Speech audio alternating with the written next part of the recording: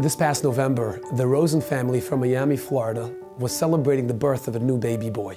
Everybody was really excited and all the preparations for the bris were underway. There was just one minor detail that still had to be taken care of. We were trying to choose a name to name our new baby, and we didn't have any clarity, any name in particular that we wanted to name. So Mrs. Rosen decided to pick up a phone and call her father and ask him for a suggestion. He told her that naming a child is a very special parental experience. Parents have this special divine assistance in knowing what to name their child. So he advised her to use her intuition, her gut feeling.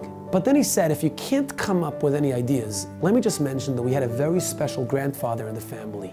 His name was David Chai. My father suggested that we sleep on it, and the morning of the bris, we look at the baby and see if we have a strong feeling when we look at him, knowing what the name should be. The morning of the bris, Mr. and Mrs. Rosen finally came up with a right name.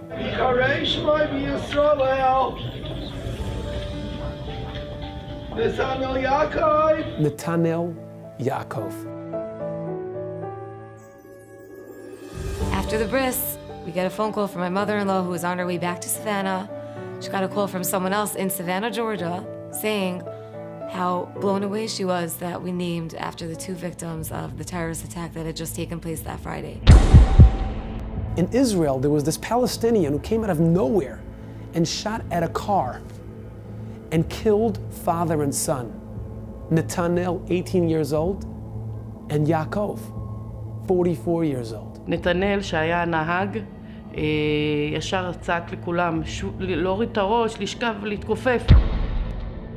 דיברתי עם הילדים, קראתי דביר, הוא ענה לי. מוריה היא ענתה לי, תהילה היא ענתה לי, אביה היא ענתה לי, אז ידעתי שהם איתי. עוד לא הספקנו להוריד את הראש, אני ראיתי שיעקב נופל, והוא לא צעק, אז הבנתי שהוא נהרג. על נתנאל נהיה שקט, אז הבנתי. It was Friday right before Shabbos, and our bris was Sunday, and at that point we hadn't heard, so we had no clue about this attack. הסיבה שהם קראו זה לא כי הם שמעו על הסיפור ואז בעקבות זה הם קראו, אלא היה איזה חיבור נשמות של עם ישראל שגרם להם להחליט לקרוא לתינוק את השמות של אח שלי ואבא שלי, נתנאל ויעקב. I was blown away by the first part of that story, and then a week later, coming home from shul, my wife comes to the front door with this complete, happy, emotional reaction that I had never seen before. I was like, I'm coming home from shul, what's going on? We started reading up a lot about Netanel and Yaakov and their lives because we started feeling this connection to them. I was reading an article in the Ami magazine which was about the attack, and it was going into their lives further, and we see that Netanel's name was Netanel Chai and Yaakov's name was Yaakov David.